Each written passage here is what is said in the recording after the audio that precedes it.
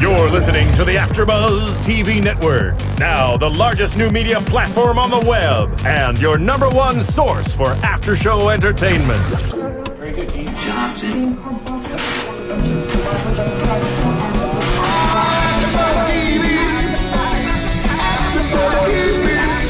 The AFTERBUZZ Studios in Los Angeles, California. Presented by Maria Menounos and streaming live thanks to Akamai Technologies. This is AFTERBUZZ TV's Black Sails After Show.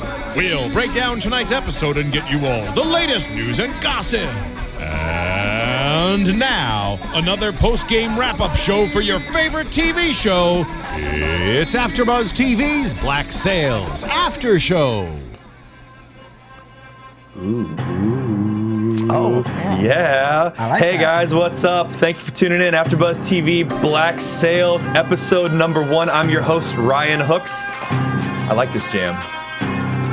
I forgot my sword. I was going to do some sword I fighting. can get down with some swashbuckling. Ladies and gentlemen, join me here on the panel, the always bearded wonder, Mr. Lem Gonsalves. That's right. That's right. The ninth beard all day, every The day. ninth bearded wonder of the world. Next to him, sitting in, we've got Roya Taheri. Hello, everybody. Hello. Hey, what's going on? Thanks for tuning in, guys. Black Sails, episode I'm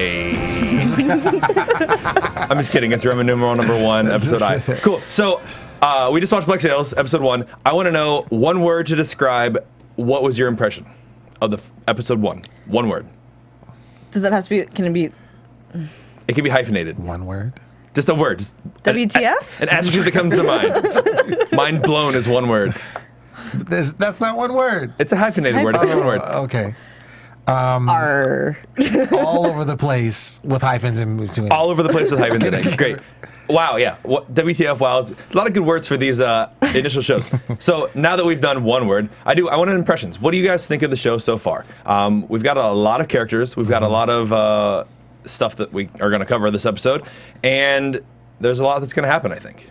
I think there is. I mean, I was just saying this earlier. I think that I would have liked them to put out like maybe 3 or 4 strong characters and kind of develop that a little bit in the pilot episode, and then bring in as we watch the show and get familiar. But it's like they threw everybody out like all at once, so it's like you got a shot at this person, you got to this person, you're trying to find out who this person's name, how this person tied to this person. So it was kind of a lot for one episode, in my opinion.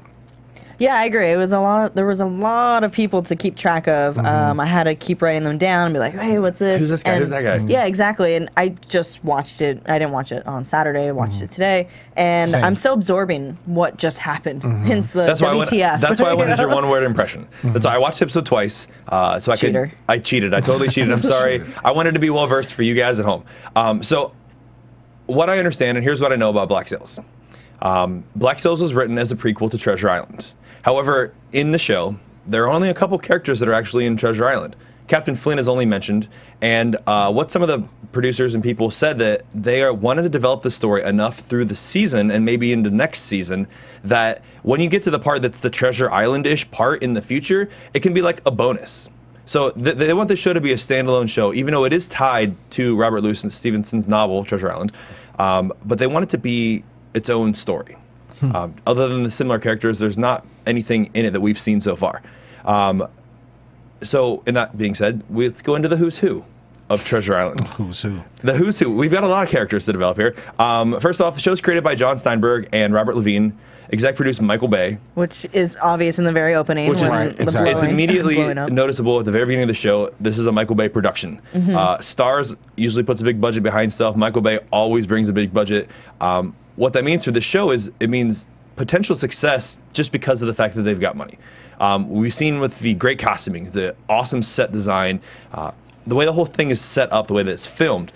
This show has a lot of potential to do a lot of really, really cool things for a genre right now that's not being really utilized. Lem and I do another show together, and we talk about that show on Intelligence, how that's a genre right now that's being used frequently. There's a lot of shows just Overutilized. like that show, overutilized. Pirates is a new thing right now. I mean, obviously things go in circles, and Pirates of the Caribbean was hugely successful, but it's gone away for a while. And that's coming back, and I think that it's going to be a cool potential to have a show that nobody else has right now. That's going to draw an audience that no one else is going to see. Or it's going to draw the audience that were into Pirates of the Caribbean, and they're old enough now for the sex and the violence that it will actually keep. Because there actually is there's a new show that's planned to come out on NBC called Crossbones. It's going to have John Malkovich in it, and that's coming out sometime in 2014. But right now, this is the only pirate show that's on the market. And it's going to be the only pirate show like that because it's on Starz. Exactly. And what you can do with it. Yeah, and so because we know now that they've already filmed an entire 8-episode season. They've already, even before the premiere last week, got official news that they're filming a second season. So we're guaranteed at least 18 episodes of this show. That they are, Starz is saying we're in, they're buying in. They've released the first episode online, which... I mean, that can be a huge mistake or that can be hugely successful for the show. And they were saying on an article I read that that's them buying into this show. That they believe enough in this show and the concept of this show that they're in. They're in for at least 18 episodes. They're investing the money in this show because they haven't had much on Starz in the last couple seasons that have been these original dramas. I mean, since Spartacus went away, and Deadwood is what it's also been compared to, they haven't had much. So... with the success of HBO and Showtime and these other shows, AMC even, they need something. Well, how far would you go with success for HBO? Just saying, like the first few seasons. Of you think shows? about Homeland, for example. Yeah. Homeland is the show, and it's doing very well on Showtime. Or True Blood as well. It was very successful for multiple seasons. So there are shows on these primetime channels that are original programming that are awesome, and people love them. So that's what they're going for, I think, with this. All right, so into the characters. We have a lot of characters to talk about. A lot of characters to talk about. I'll just touch on some of the major ones. Toby Stephens plays Captain Flint. A lot of history with Shakespeare. And the thing I like about this show, based on everybody that's in it, I don't know anybody in this show. I don't know anybody either. I mean, I do from like little things here and there, but there is nobody in this series that is a named star. And do you think they did that purposely? I think so, absolutely. Okay. I was going to ask if you guys thought the same thing. Why do you think that is? Because if you get a show and you're trying to get a concept, this is a concept show, Pirates style show. So if you're trying to do a concept style show, and I'm busy watching this show, and I'm thinking about Johnny Depp in Pirates of the Caribbean, and I'm thinking about this actor in another role. Get out of my head. Get out of my head. Right. If I'm thinking about this actor in another show, I'm not going to buy into him being Captain Flint. I'm going to think about him playing somebody else in some other show. I mean, that happens on a lot of shows. When you're like, hey, we're watching Intelligence, Josh Holloway. Right. I think about Lost every time I watch it. Or, there are a lot of shows where that happens, and you get caught up in their previous roles, and then you're like, well... okay, I guess I can believe it because, I guess. Especially this being a time period show. For sure. The nature of the show, the time that it's taken place, I guess, just to affirm what you were saying, if you have, considered a no-name cast, then you can just really teleport yourself back to that time and be like, oh, okay, this is believable. You get the accents, you get everybody kind of buying in, you get the dress, everything behind it. So I agree with you there. I agree with you. Roy, what do you think? They have really nice teeth. Is that a really, really dull point to bring out? I want to know who the dentist is on the West Indies island of Nassau, Bahamas. They casted that perfectly with nice teeth. Everybody, Luke Arnold, stunning teeth. Yes. As John Silver.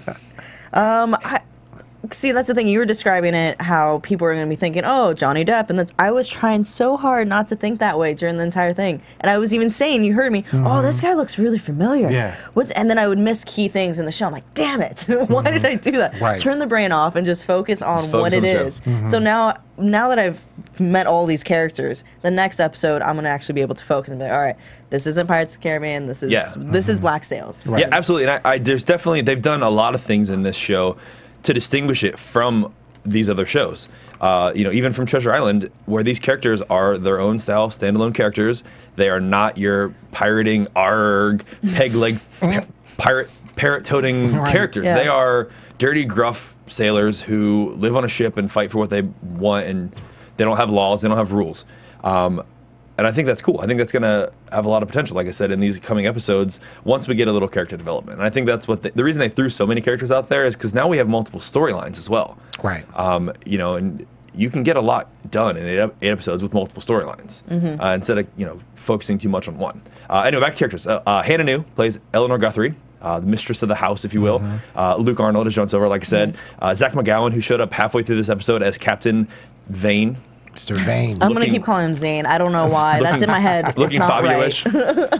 Mark Ryan as Gates, who, ladies and gentlemen, Mark Ryan will be joining us here in 2 weeks on our show to talk about his role as Gates. I'm so glad it's him because I love him on the show. He's great. Yeah, he's so loyal, sweet. excellent character. Of all the actors in the show, Mark Ryan, shout out to you. He is by far done the most that I care about in acting. Here's why. In the movie Transformers and also Transformers Revenge of the Fallen by Michael Bay, Mark Ryan voices Jetfire and Bumblebee. Shut up. Bumblebee. Shut the door, right? Really? Mark Ryan throwing out your big sexy voice, that English accent. We can't wait to have you in here and your big beard. And also, he's going to be with the beard. I feel like I should sit away so you guys can have maybe a you beard. can just grow one. No, I can't. I'll shave mine and grow it back, and you can have it. Okay, there you Actually, go. I'll bring a fake one in. You know, I tweeted out to Black Sails this past week, and I tweeted Mark Ryan because I said I'm growing my beard in honor of being a pirate. In my life, I've always wanted to be two things. I've wanted to be a pirate, and I've wanted to be Wolverine. So I kind of look like Wolverine. Now I can be a pirate too. I see it. You see it. Okay. So I told Mark that I was going to grow my beard out until he comes onto the show. Word. So Mark Ryan, don't ever come on then. Mark Ryan, I will be I want to see it a big. caveman by the time you get here. Caveman. All right, moving on. We did have a slight introduction to Anne Bonny, played by Clara Paget.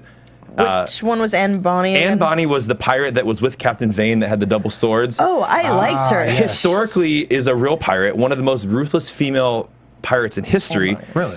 Yes, very true to character form in that. We've got Rackham, played by Toby Schmidt, very Boy George lookalike wonder. I don't know what's going on with that.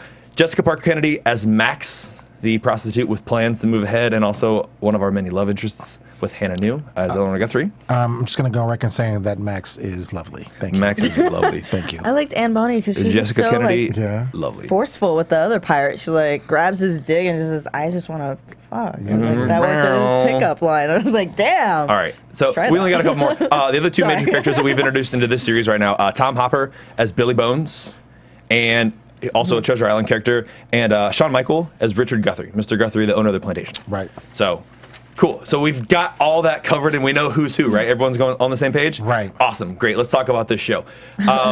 So one of the things that I noticed is a very underlying thing throughout the various parts of the episode were the politics. The show is very much political based, if I think so and say so myself. What do you guys think about the politics of the show? Did you catch into that? I did see a George Bush lookalike inside. No, just joking.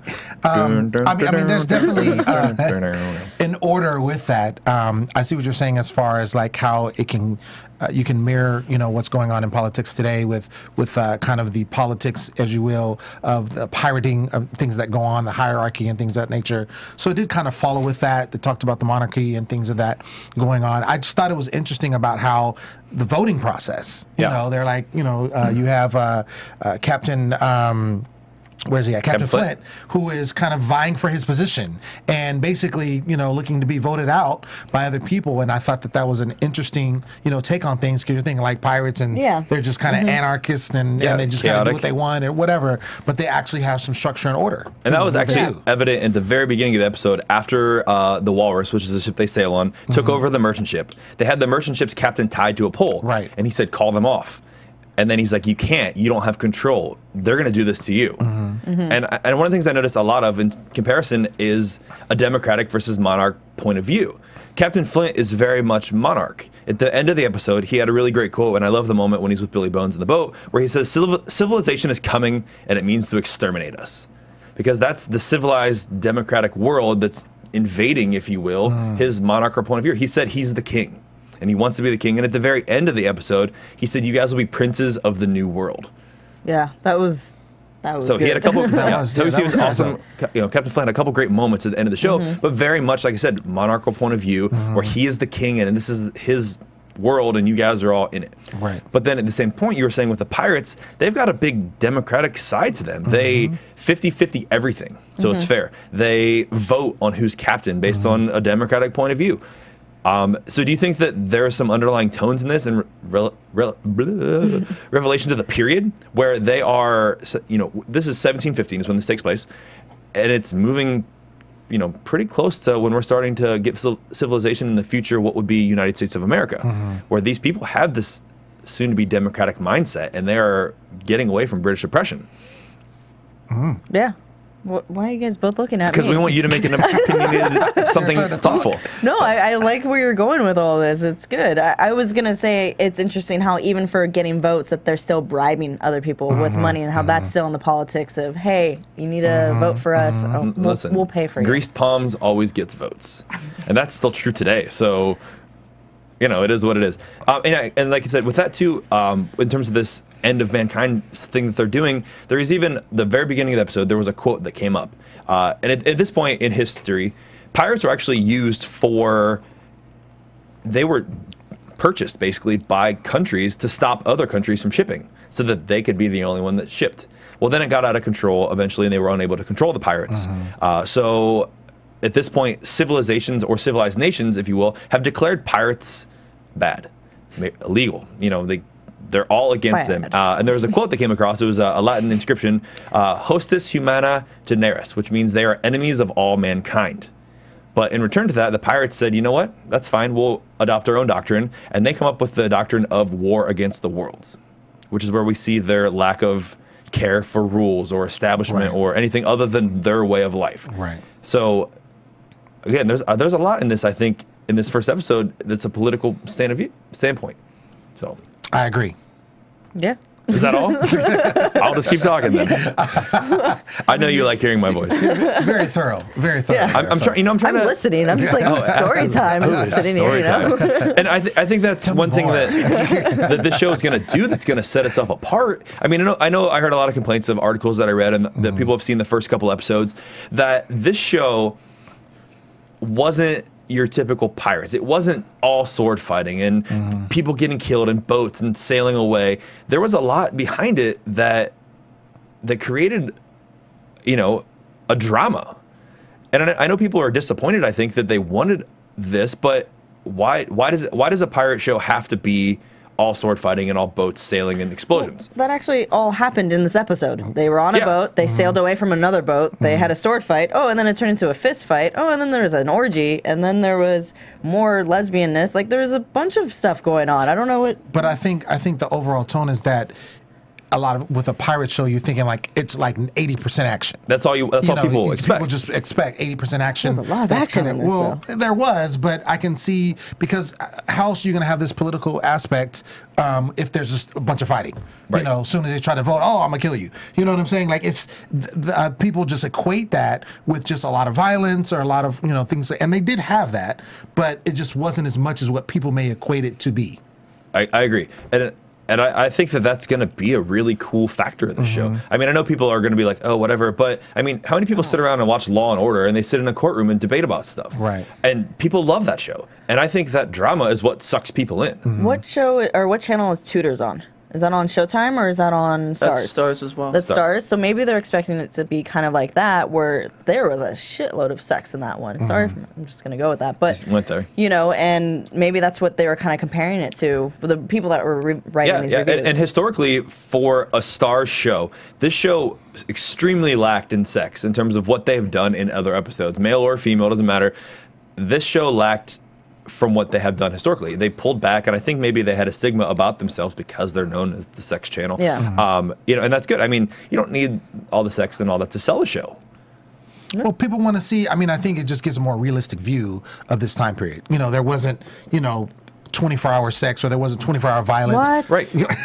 Sorry No. to disappoint you. I'm so sorry to disappoint you. I know.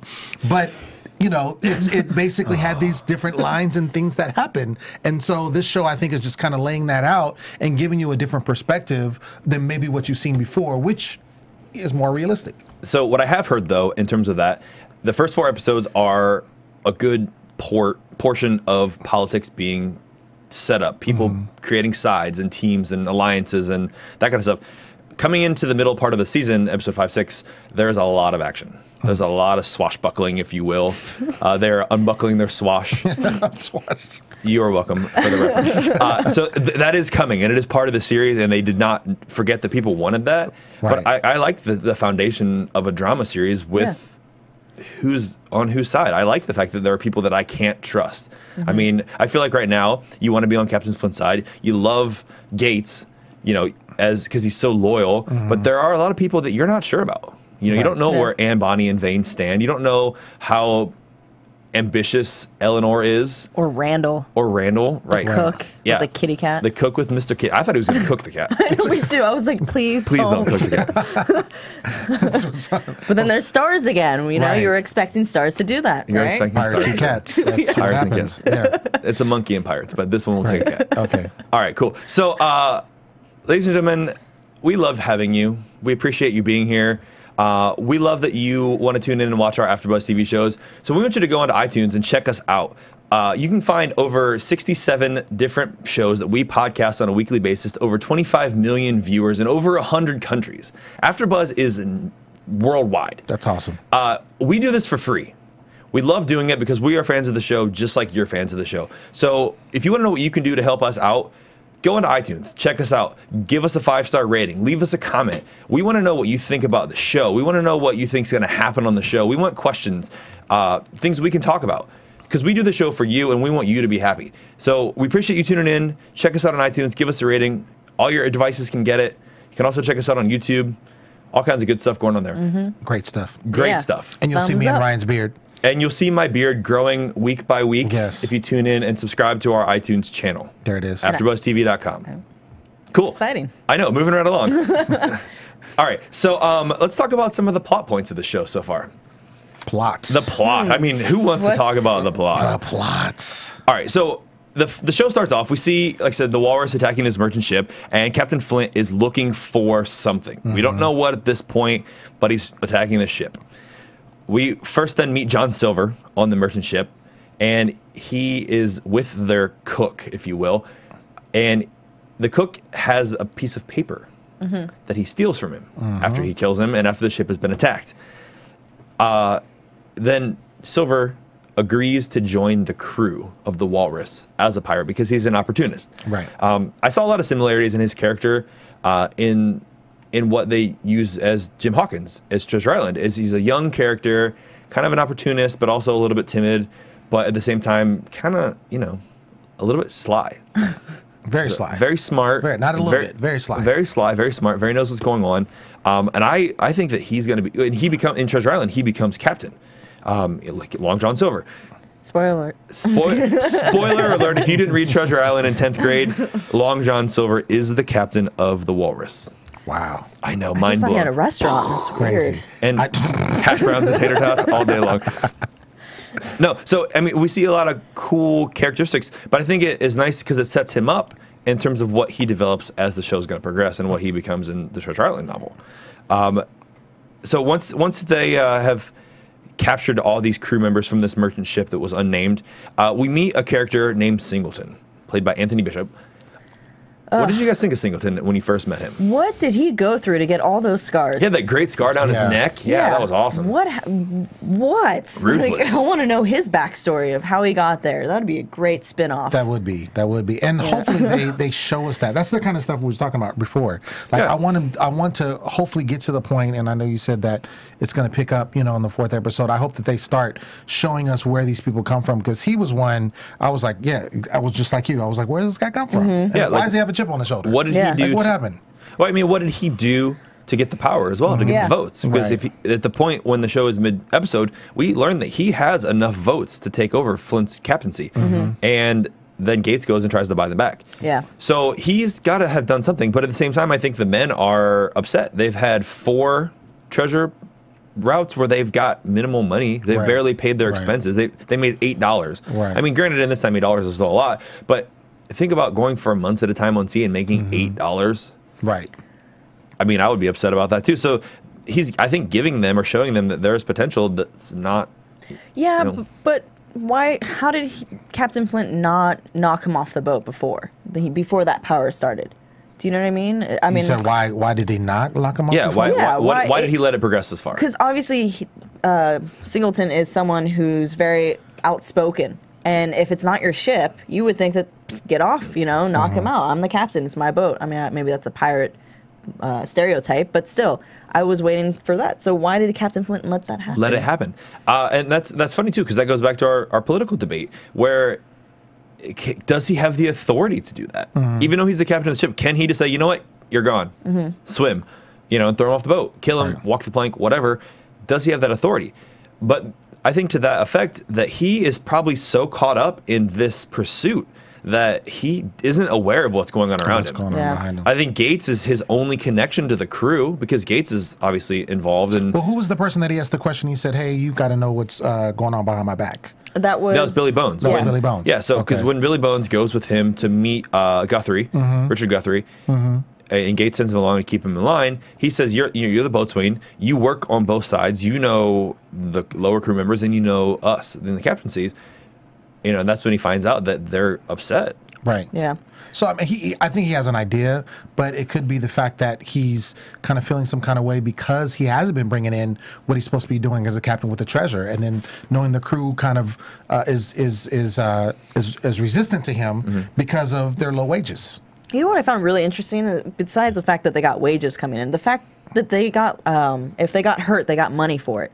Yeah, he got injury paid because he got one guy got shot, one guy broke his arm. Workman's comp or whatever. Yeah, basically workman's comp. HMO. It's the HMO, Pirates. Like, where's that here? I mean, you think he's got disability payments too? Yeah. Hey, it was just interesting that I don't mean to go back to the politics. No, it's fine. I mean, I think it's going to be a major underlying factor in the foundation of the show. So by all means, we can go back to the politics over and over again because I think it is. It's going to be there, and I think that's a cool part of the series. So. And $8 is minimum wage, government. So. But how much back? $8? That's a lot of money, right? Ish. It wasn't like $8 an hour. No, I know, but $8 in general, isn't that a good amount? I mean, you think that later Gates borrows 1,000 pieces of 8 to pay off the people, and he spent it all before he got through everybody. Right. So, I mean, and based on what they're probably used to making as pirates and pillaging and plundering and keeping what they stole, you know, you can hit a couple ships a month. Right. And they don't really have a good retirement plan. Yeah. I mean, you know, they do have a dental program, though. Obviously, because everybody had good teeth. And insurance. Dental program and insurance. So, it's all right. I mean, you do what you do. So, you know, and you see then Singleton basically talking to all these characters and looking for ways to get votes. He's drawing people in, playing his political game. But we see then Gates, throughout this entire episode, and I think it's going to be his character for the show, is very loyal. He's very much the trustworthy, the guy you want on your team because he knows he's going to go to bat for you. Right. Him and Singleton kind of square off for a minute there, where they're talking pretty close to each other, even though Flint's kind of drifted off and doesn't care. You know, and as Flint goes to walk away, Singleton tries to kill the captain of the merchant ship, and it says, "You're turning your back on us," and he calls him out in front of everybody. Do you think that's happened frequently? That he's called him out before? Or do you think that?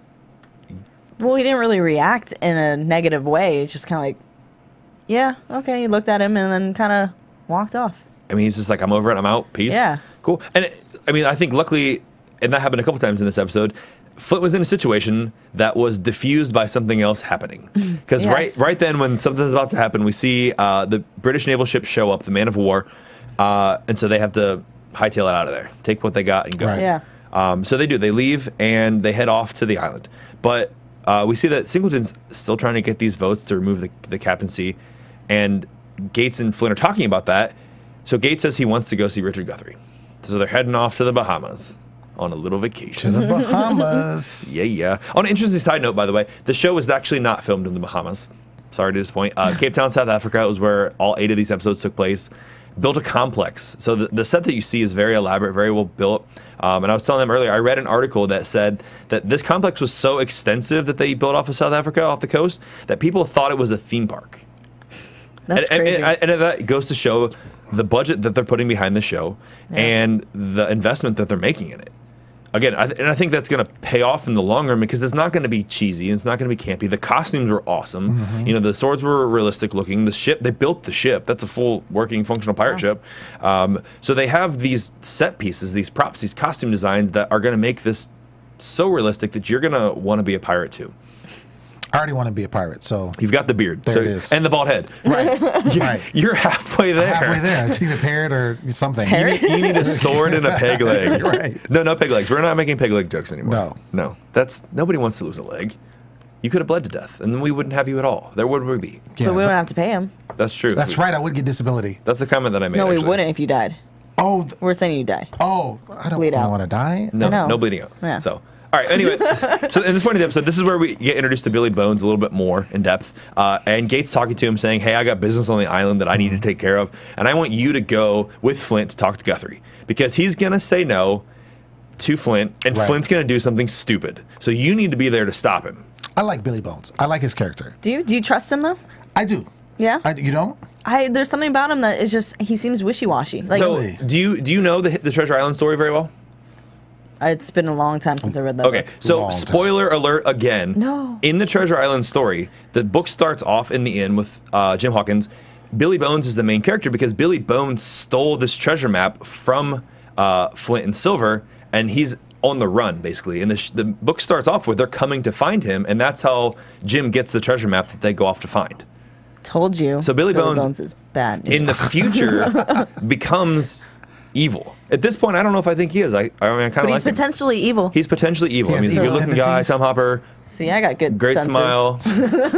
Yes. Too clean of teeth. Too clean. I don't want to believe it until I see it. Yeah, I mean, and you know, we may not see it at all. I mean, we may go 18 episodes and not see Billy Bones stealing anything. But as of right now, I like him. I have no reason to dislike him. But anyway, he goes off with the captain. And we see a cool little side bit here that introduces us to a new character, Max. Some of the other pirates take their new friend, John Silver, to meet Blackbeard. Which, can I just say, that was such a lame orgy that they had. That was so lame. I thought that it was going to be something really bad, and then all of a sudden they had an orgy with him, and I thought, oh, okay, maybe they're going to steal something from him. Nothing. It was just a really bad, lame, well-tamed orgy. I mean, they didn't show it all, and technically they did sort of steal something from him, because this is where we meet Max. Max is a prostitute who's out for herself, and she gets a hold of the piece of paper that they have rolled up in the scroll that Silver stole from the merchant ship, and it's the missing page from the log that Flint's trying to find. Yes. This is his key to finding this ship, the Urca de Lum, which is a treasure ship, supposedly, based on the way they're portraying it, that was part of a Spanish fleet, and it's loaded with gold. $5 million in Spanish. $5 million in Spanish gold. That's a little bit more than $8 an hour. A little bit. So I feel like that's I feel like that's a good thing. So anyway, Max steals this map from him and says, "Listen, I'll help you sell it. I'll get you to the right people." So there's a plot. Then one of our plot lines here is Max and Silver doing their thing and trying to figure out what they can do to make this into some money. Max says, "I'm in." Silver says, "You shouldn't be in because I'm an opportunist and I'm going to take the opportunity if I see it. So you need to get out while you can." She doesn't fall for it. Yeah. So I think we'll see a cool little side story with them throughout the show and a little bit of development in their characters. Sure. At the same time, when this is going on, there's a lot of overlapping storylines. Gates goes to see Eleanor and Mr. Scott. We need a Mr. Scott in every show. Yeah. So Eleanor Guthrie is the daughter of Richard Guthrie, the merchant who buys and sells things from pirates and makes money off of it. The foul-mouthed Eleanor Guthrie. She's a strong character. She's a great, strong female character. So I really enjoyed. I was like, yes, finally. I mean, there's also and Bonnie. Yes, she's a good one too, but she's more hands-on versus Eleanor, verbal who's and intelligent. Yeah, she uses her wits against people. She definitely came out swinging. Yeah.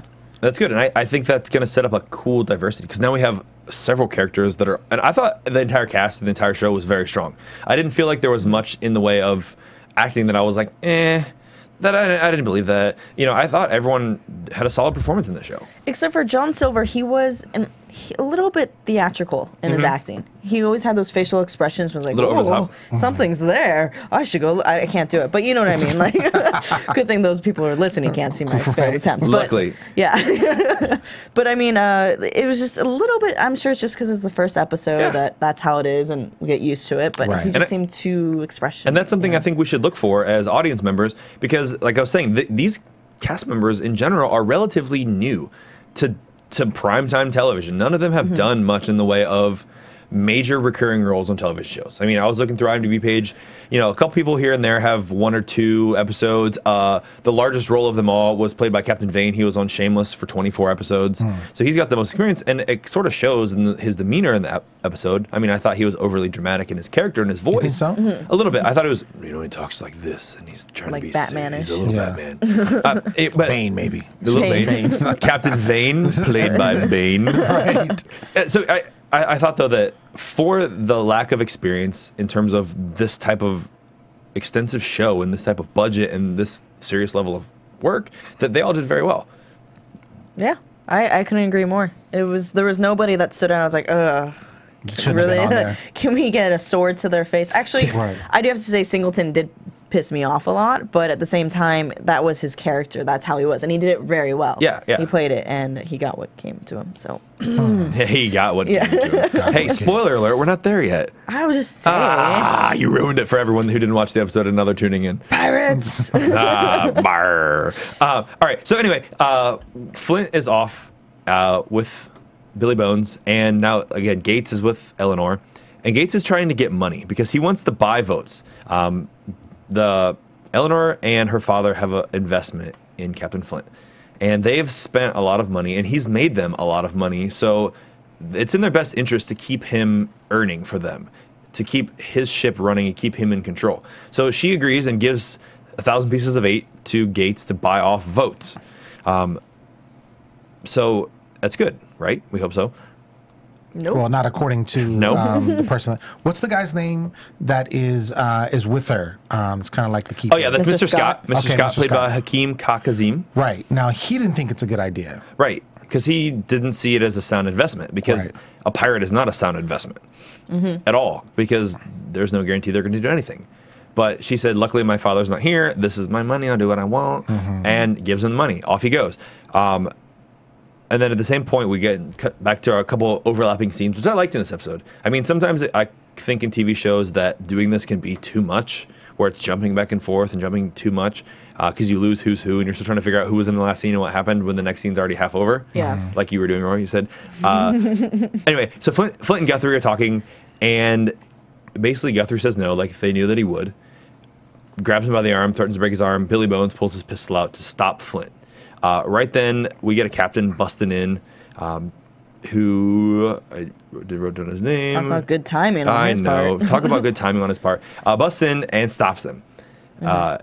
He is a captain from the British Army, or Navy, I suppose it's Navy at this point, and is there to arrest Guthrie because they have found out that he is selling stolen goods by pirates, which he lies and says he's not.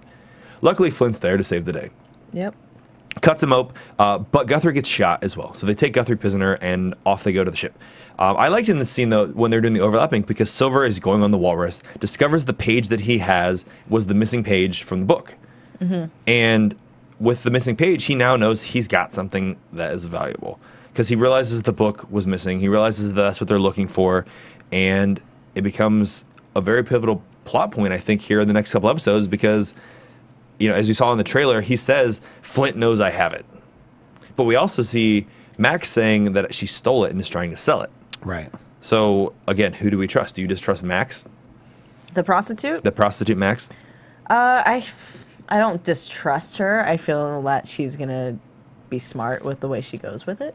Like, I mean, I think she's it would ambitious. be more for her to get out of the situation she's in versus John Silver, where he is As an opportunist.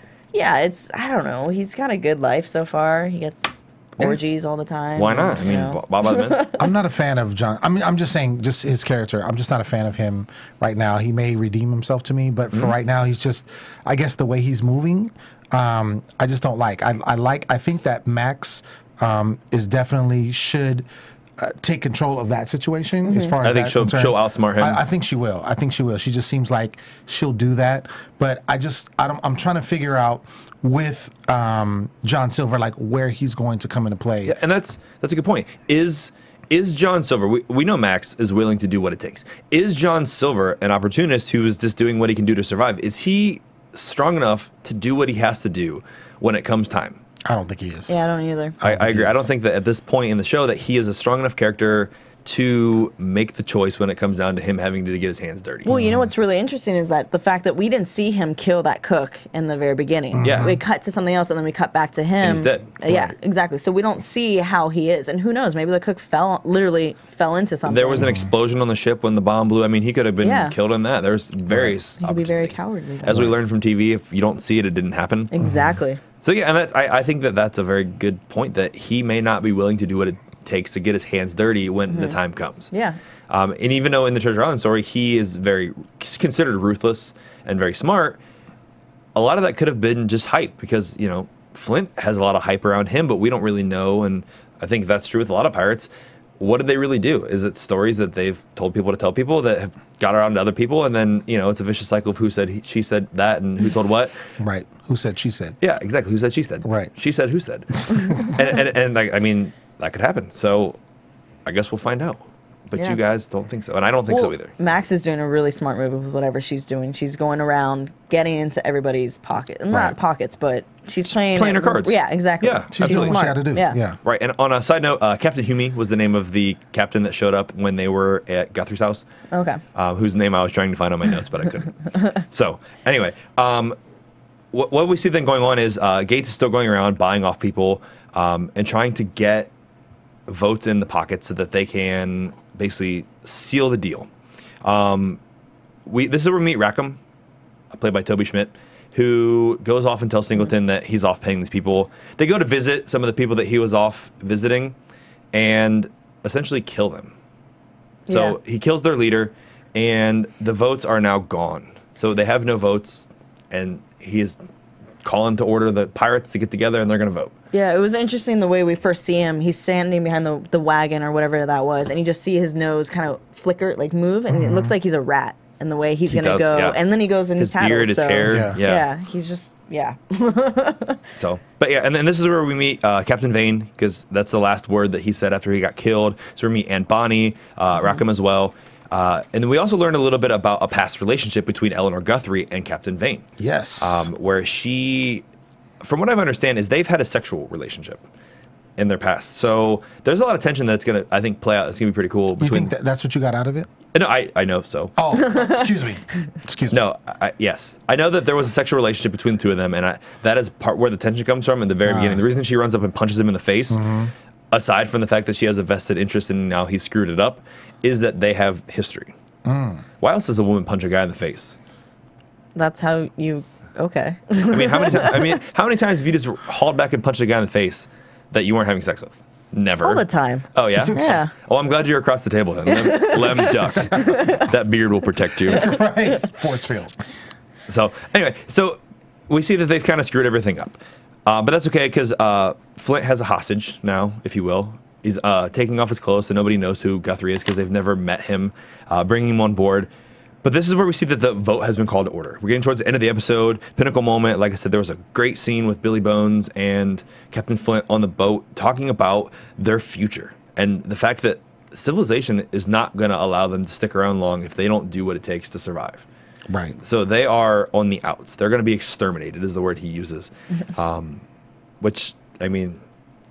It's true. It's true. So he's smart. I think he's ahead of the game. I think he knows what's going to happen. He's been around a long time.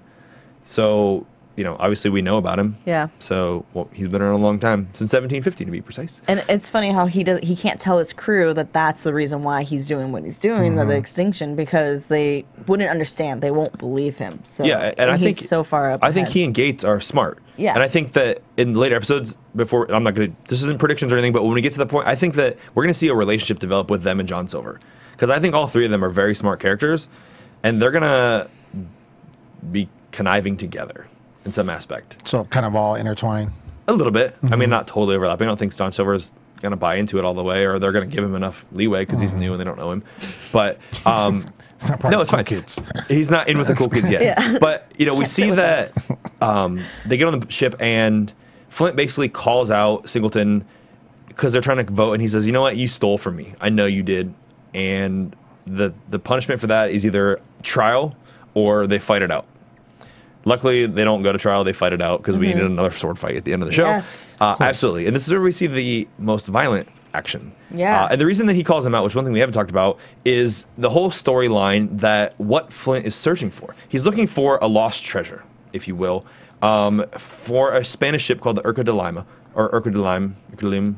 It's spelled Lima. But anyway. Lima. Urca de Lima. Thank you. Thank you, Urca de Lima. And... the Urca de Lima was part of a fleet historically, and in history, it wasn't actually carrying pounds and pounds of gold. It was actually a merchant ship that was carrying chocolates and spices and different things from Mexico to Florida. The ship got caught in a hurricane, and it was supposedly carrying a large amount of silver. So there is historically treasure aboard this ship, and the treasure was privately owned by people, and they were very anxious to get the treasure back. And as you saw in the story, the treasure belonged to the monarchy, and they didn't want their money. They didn't care that there was a hurricane. They wanted the ship to go now. In history, the ship was essentially sunk by the hurricane. They got the treasure off, and they sunk it, and it's actually still off the coast of Florida. It's a historic landmark. You can go visit. It's 100 feet underwater, and there's cement towers around it. Oh. But in the story, yeah, it's really cool, actually. In the story, they are using it as this is a treasure ship, so to speak, and this private treasure is what they're trying to find. This information they found out is only weeks old, so at this point they haven't even got into the hurricane. They haven't actually lost the ship, because I think it's before the historical events happened with the Urca de Lima. So I think that's going to be a pretty cool thing that's going to develop as the story goes. Anyway, back to the back to the fighting bar. Which Captain Flint really sucks at sword fighting. He's a terrible sword. He's whack. For a captain, he's really bad. Yeah, he's whack. I agree. For a captain, he's... And he kind of did a little cheap shot with a cannonball. Yeah, he got the cannonball and busted him in the head. That was really cheap, but it works. I mean, that works. It's what it is. So we see that Captain Flint wins the battle. We're assuming that Singleton is dead because he got beat to death by a cannonball. I mean... Yeah. I would assume that he's dead. Kind of hope so, that they won't waste their money on him right. after that. Like, that's a lot of mess to clean up, too. Right. Write him off in one episode. I sound really cheap because I'm like, nope, just kill him. More blood, more violence. Cannonball to that. Yeah. I mean, so that basically ends the episode in terms of the major driving plot points. But we do see one small little scene as the episode ends where Max goes out and meets Rackham and Bonnie and says, I have something that I'm interested in selling you. A little bit of sexual innuendo. If you didn't catch it, I did. Yeah. But we're assuming that it's related to the thing going on between her and John Silver. Probably the piece of paper that he stole, but he currently has in his pocket, supposedly. Right. Well, what do you, I mean, the relationship, because she came out of Eleanor's room. Yeah. What do you think the relationship is between them? They have a love relationship, for sure. Is it real love? Or is it sex? It's love? I mean... Because the way she was comforting her was a little bit more intimate than if it was just a hookup. Yeah, I think that they have history. Yeah. I think they do, or they're developing history. I think they're going to be hooking up again. Yeah. Hopefully we get 2 naked women next time. I'm kidding. No, I'm not. It's cool. So, I mean, that pretty much concluded our episode. So, I mean, based on everything we talked about, again, what did you guys think? Because I've been really, really excited about this show for, like, months. Honestly, did it deliver? You go. Okay, I'm like you. I was very excited. I think that it was underwhelming for the first episode, just in my opinion. Yeah. I think a reason why is because they introduced all the characters at once and really didn't get a chance to develop any one character to where you felt vested into that character. For sure. But I think it's set up for a good premise for the show. I like the way the direction it's going. Agreed. But I think just for the first episode, it was definitely underwhelming. Roy, what do you think? I don't want to throw all my eggs in one basket. You know, I want to wait. I did enjoy it. I am going to keep watching. I thought it was great, the way they filmed it, everything about it. I just, like you said, a lot of characters. I want one person to be like, yeah, go team. Right. I know it sounds really lame to have teams, but at the same time, you then just want to pull for them. Yeah, exactly. To play devil's advocate, you can't pull for one person unless you got people to pull against. So if we have 10 characters that we're learning about, and one of those people steps out to you, now you've got 9 people that you don't like. And so now there's so many more people that you want to hate, and the hate will drive you so much farther in the show than the love of one character. So, I mean, there's a lot of potential, I think, with that. Yeah, because the one character I did really not like at all was Singleton. But that's just because of who he was. But now he might be gone. Which means I think with Rackham and that crew, you're going to see a lot of hatred with them and Vane and Bonnie. That's going to be the bad guys, if you will, or someone on the evil side. So I hope that leads on to some cool things. Can you guys shave your beard to like Rackham's beard or whatever is the point? I'll see what I can do in a couple weeks after Mark comes in. All right, cool. So thank you for tuning in, guys. I want to go into some AfterBuzz TV predictions. And now your AfterBuzz TV predictions. So we saw in the trailer to the next episode that Max is trying to sell off the map, that there's some distrust between Flint and Silver, and a few other cool little aspects. What do you guys think or expect for the next episode? Hopefully some character development. Character development. I mean, that's just me. I think that we'll kind of see some of the skeletons, no pun intended, Yeah. coming out of closets for for some of the characters and kind of seeing how they became like, you know, your boy that you love so much, Singleton, why he is the way. I know. I'm just. Think they'll bring him back for a couple episodes? And a little backstory, a little flashback scenes. I think so. I mean, because I think, you know, the way they showed him, his character was important. Yeah. To the episode itself. So I think that you will just see just backstories and kind of how people. I'm curious to see as Mr. Guthrie. Yeah. Kind of what Eleanor. yeah, exactly, Eleanor. What she, you know, got her to the point of where she is. You know, For sure. and the dynamic with her and her father and all that stuff. Yeah, I mean, So, obviously her father's a pinnacle part of that, but Right. she's very much on her own. And she's doing what she wants. Definitely. So, Roy, what do you think? What do you think's gonna happen? I think Eleanor and Flint are gonna bang. And Vane, I think, is going to have a conference, like a fight with Gates of some sort, either verbal or whatever. I know it's really random, but that's the way I'm gonna go. That's very John Silver, though, I don't think this next episode is gonna be the episode where, even though it was foreshadowed that he's gonna be, It's teased, I Captain think. Flint. Yeah, because they showed a clip of him on the boat right before the sword fight, and then an audio of something else. So that whole thing could be something completely different. Right. I just don't think we're going to get into that yet. I think they're still going to try and find the map. But Billy Bones is he's gonna do something to do. He's gonna set himself up. Yeah. Set himself apart. Rather. think so? Because he's already got his hands dirty by saying the map was on there, and so maybe him and Gates are gonna. Yeah, I think there's gonna be some cool conflict because there was a scene with him and Gates, and he's saying he's nervous about it, but Gates is telling him you protected the crew more than the captain. Right. Yeah. So I think that's gonna be a cool thing. Cool.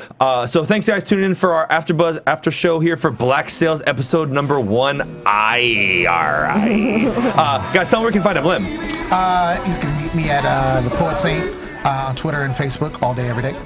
I'm on Twitter and Instagram as well at Hey Roya. That's HEYROYA. All right, and as always, you can find me at RyanHooks92 on Twitter, Instagram, Facebook, and Snapchat. Thanks for tuning in, guys. We will catch you next week. From executive producers Maria Menounos, Kevin Undergaro, Phil Svitek, and the entire AfterBuzz TV staff, we would like to thank you for listening to the AfterBuzz TV network.